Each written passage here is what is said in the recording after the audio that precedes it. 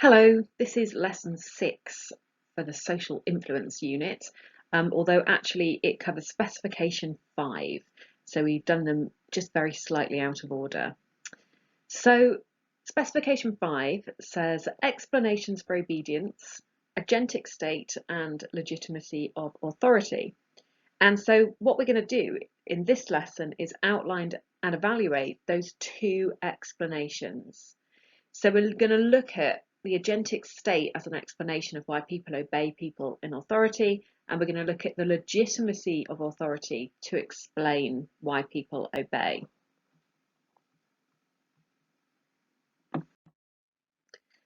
So the first reason that people obey is called the agentic state. And the agentic state means that you feel you are an agent for someone else. So if you are an agent, then you're not doing something because you want to do it, you're doing it on behalf of somebody else.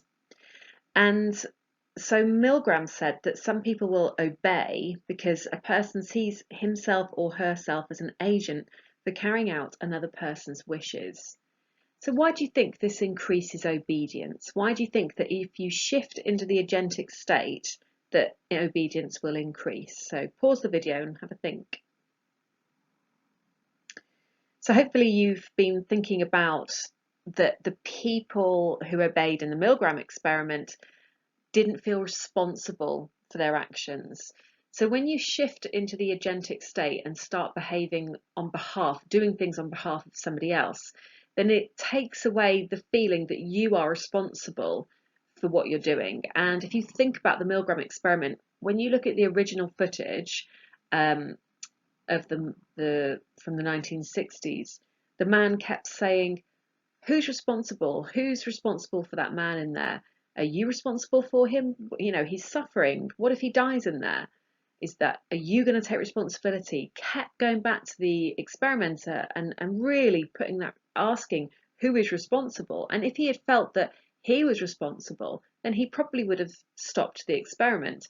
But because the experimenter kept saying, "I'm responsible, you must continue," and kept doing those verbal prods, then that meant that the people in that situation have shifted into the agentic state. Therefore, obedience will increase because they don't feel responsible for what's going on. And that means they're not going to feel any guilt about what they're doing, or less guilt anyway, because somebody else has taken responsibility. So Milgram carried out interviews at the end of the study, and the obedient participants were asked why they continue to administer electric shocks all the way to 450 volts. And the typical reply was that they wouldn't have done it by themselves, they were just doing what they were told. So that guy there was an original participant, that other guy there in the corner, that's Milgram. So why did you continue to administer electric shocks? And the participants typically said, "I wouldn't have done it by myself, I was just doing what I was told." And so this is an example of people being in the agentic state. You don't have to watch this video, but if you're interested, on Moodle there's a 10-minute video which shows people obeying a legitimate authority figure who is a TV personality called Derren Brown. Of course, don't mention Derren Brown in any exam because the examiners will not be impressed. He's not a psychologist, he's a TV personality, but he's very useful because his programs use a lot of psychology. And so if you watch that video, you can see that just ordinary business people are stealing from a real shop just because they've been told to do it by Derren Brown. And if you listen to their responses afterwards, they say things like, "Well, no, I didn't feel guilty. I was just doing what I've been told to do. I felt elated, I felt excited to do it." But they're not taking responsibility. They had shifted into the agentic state and didn't feel guilty. So there are binding factors to the agentic state, and that means, so this is still description about the agentic state, and it means that when people enter into the agentic state, what binds them to keep going with whatever activity they are obeying? And one of the binding factors is purely being polite, social etiquette. So in the Milgram experiment, in order to break off from the experiment, the participant must breach the commitment that he made to the experimenter at the beginning. And if he breaks it off, he's going to appear arrogant and rude. So the agentic state, once you enter the agentic state and start obeying, there's an idea that you stay in that agentic state because you feel committed to the authority figure, and that you feel embarrassed if you want to break off obedience. So you don't, once you've started something, then social etiquette tells us we need to finish it. So we're going to evaluate the agentic state explanation. And in the agentic state, as an explanation, Milgram said people shift back and forth between the agentic state and the autonomous state. And autonomous, if you're an autonomous person, then you are taking responsibility for what you're doing. So Milgram's saying that we shift back and forth in different situations into the agentic state, but now this is a criticism of the agentic state explanation, because although Milgram said people shift back and forth, the idea of rapidly shifting states fails to explain certain situations that we've seen in history. So, for example, Lifton did a study in 1986 looking at the work of the German doctors working at a concentration camp in Auschwitz during Nazi Germany during the Second World War. And of course, you'll know about the Holocaust and how 6 million people were killed by the Nazis. But what happened in the concentration camps, there were medical doctors there. And before that, medical doctors, every medical doctor takes something called the Hippocratic Oath, which comes from Hippocrates, where they once they become a doctor, they vow that they will only work for good.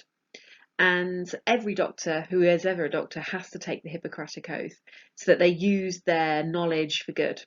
So the Nazi doctors, the doctors who went into the Nazi concentration camps were ordinary doctors before they got there who were working for good. But when they were there, they started to obey orders to do really awful things, and they did awful experiments on humans, like on twins and on all sorts of people, where they actually killed people through their experimentation.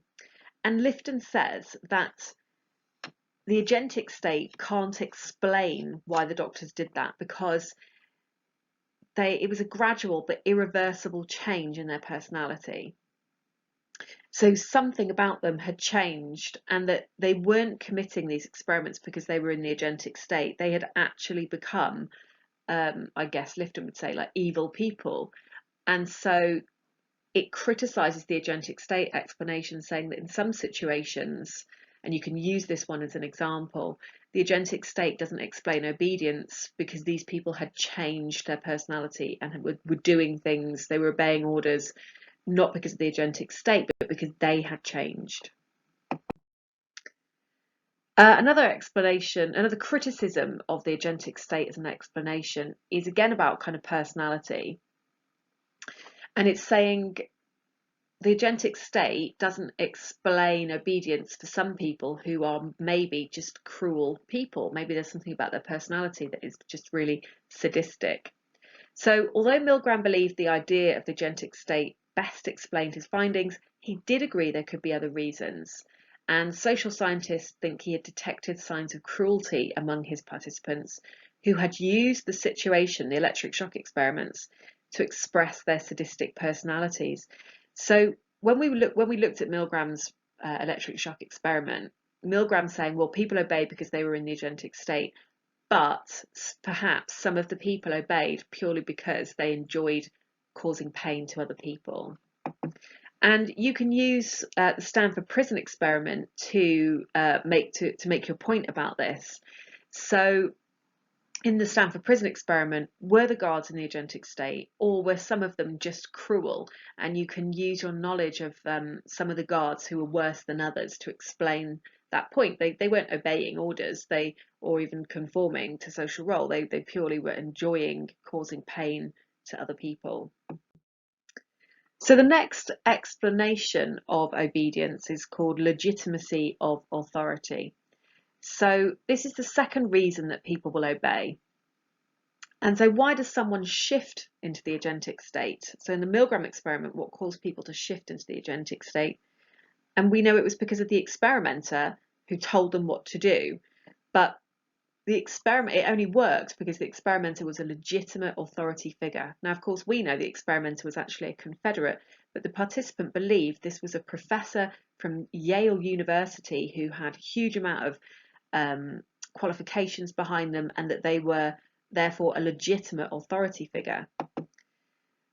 So the badges I've put there, what were the badges of authority in the Milgram experiment? What was it about the experimenter that made us believe that they were a legitimate authority figure? And hopefully you're thinking about his white lab coat. So he looked the part. The lab coat gave him this kind of badge of authority. It showed that it presented to us that it was a real legitimate experimenter from Yale University. So, and Milgram believes that in every every situation, there's a shared expectation among people that situations ordinarily have a socially controlling figure.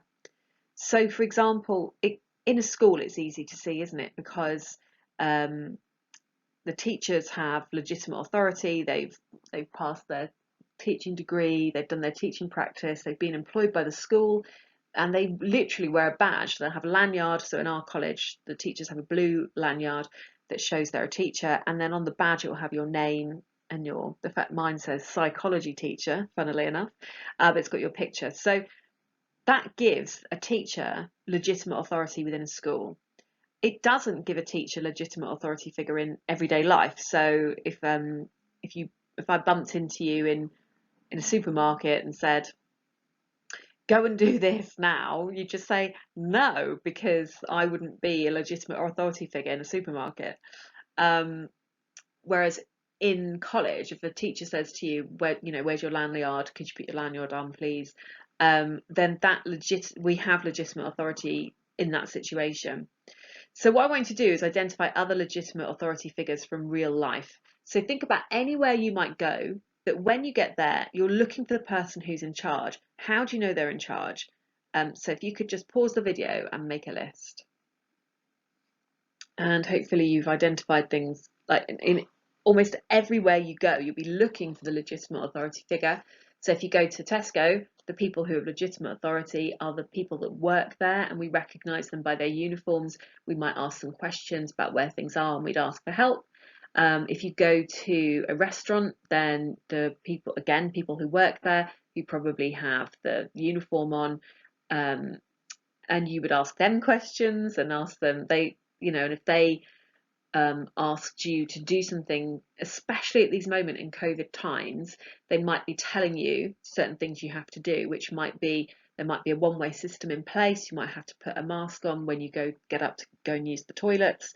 They might tell you you can't do other certain things that you used to be able to do in restaurants, like just get up and walk around, or for children to go and get some colouring or whatever, you have to sit in your seats. And so you're constant, that the fact that they work there and have a uniform, and that you listen to them, and there's this shared expectation that they are in control and that you are going to obey what they say. In every situation, like leisure centres, hospitals, where else would you get legitimate authority? Police officers obviously is the biggest example that we can think of. So the police officers are there to enforce the law, and they have a uniform, a badge, they have a pin on their shoulder with their personal pin number on. So everywhere you go, you're expecting someone to be in charge. It could also be even things like music festivals. If you ever go to a music festival, you turn up in the car, then you're going to follow someone's directions who's wearing high vis, because a high vis jacket tells you that this person is in charge of like that particular area. So you might want to park somewhere, but if the person in high vis is showing you, like waving you to go to a certain way, you will obey that person. So legitimacy of authority, the power of a legitimate authority stems not from their personal characteristics, but from his or her perceived position in a social situation. And so the perceived position is when they wear a uniform. I think that's why so many, or high vis or whatever, or a badge like a lanyard with a certain badge. So it doesn't matter who that person is. If they're dressed in a certain way, then there's this expectation that you are going to follow their orders. Milgram also identified Milgram also identified that the experimenter's air of authority fits the participant's expectation of encountering someone in charge. And so this is about personal characteristics. It's about someone's confidence. So someone in authority, they've got their badges of authority on, for example, the white lab coat, but if they also speak to you in a specific way and they're confident in the way they're telling you what to do, that adds to the legitimacy of authority. The definition of the situation can, especially if the situation is one that is causing pain or being, so in Milgram's experiments, the participant, the thought they were inflicting pain on the learner. So they accepted the definition of the situation from the legitimate authority figure. So on the screen now, you can see the legitimate authority figure is Professor Brian Cox, who is a famous physicist and has a wealth of knowledge. So if he was telling you to do something, even if what you were being asked to do was hurting someone else and you weren't sure about it, you would accept the definition of suffering, you'd accept the definition of that from the legitimate authority figure.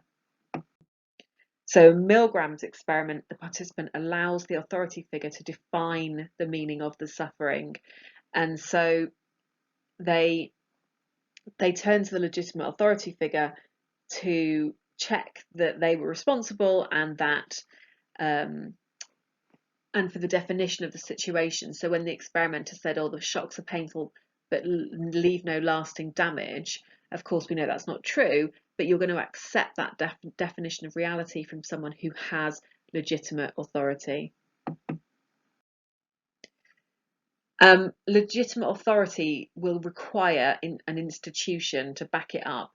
So if you're being asked to do something that is going to cause pain or actually kill somebody, then the legitimate authority figure should have an institution behind them. So, for example, the military is a very hierarchical organisation, and the legitimate authority figures have like very specific ranks, and so you couldn't just tell somebody to go and kill someone because that would be murder. But if you're in the military and someone from a higher ranking official tells you to do it, then that makes it legitimate.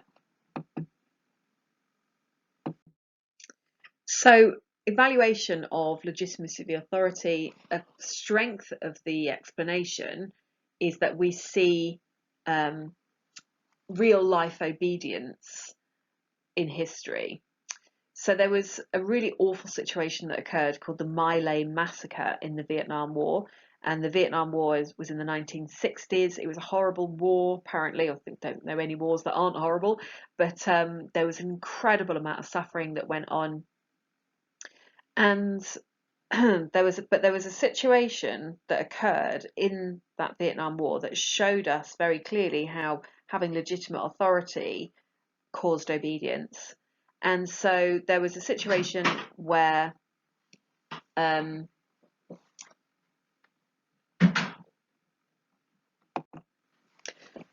so there was a lieutenant called Lieutenant William Calley, and he marched his men to a village where they were expecting to fight with the Vietnamese soldiers called the Viet Cong. But when they got there, there wasn't any soldiers there. It was just women, children, and old men. But William Calley, for some bizarre reason, gave the order for the American soldiers to kill everybody in the village, and they did. Even though what they were doing was a war crime, they obeyed the legitimate authority figure. So the higher ranking official was Lieutenant William Calley, and they carried out his orders, which were atrocious, which were war crimes. So babies, children, women, old people were all killed, 500 people. And the badges of authority Cali had were that he had the military institution behind him, and he was the highest ranking official there. And so this is a real world example of how the legitimate authority figure has incredible power. If you're interested in the My Lai Massacre, then you can go on to Moodle and you can watch interviews with the veterans of that war who were there, and listen to their accounts. But it's not required at all. It's only if it's something that you're interested in. Another example, another evaluation point for legitimacy of authority is another strength of it is that Tarnow did a study in 2000 of looking at aeroplane crashes. And if you read about his study, it's on page 27 of your textbook, then you can see how aeroplane crashes could have been avoided if people had challenged the legitimate authority figure, but they didn't. So the black box recordings showed that other people in the aeroplane had their suspicions that what was going on was dangerous and that the pilot should take a different course, but they didn't voice those concerns. They didn't challenge the legitimate authority figure because the pilot was in charge. And so again, it's about higher ranking people having power, even if it's in a dangerous situation.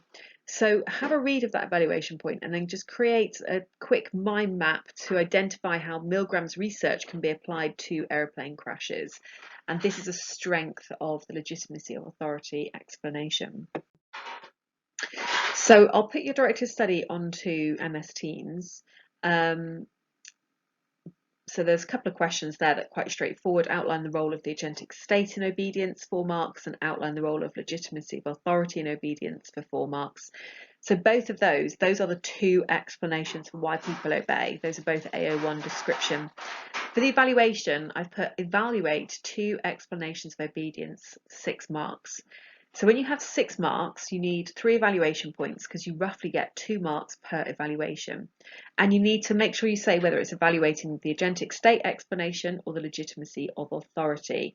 And introduce the evaluation point as either a strength or a criticism. So I've given you a couple of intros to your evaluations here. So use these, don't reinvent the wheel. You can literally just copy that first bit out to help you. So the first one might be a criticism of the agentic state as an explanation for obedience is that it doesn't explain the irreversible transition that was found in a study of German doctors working at Auschwitz. Then explain that point a bit more. And then next one, a strength of the legitimacy of authority explanation is that there are real world examples demonstrating how people obeyed and didn't challenge legitimate authority figures even in a dangerous situation.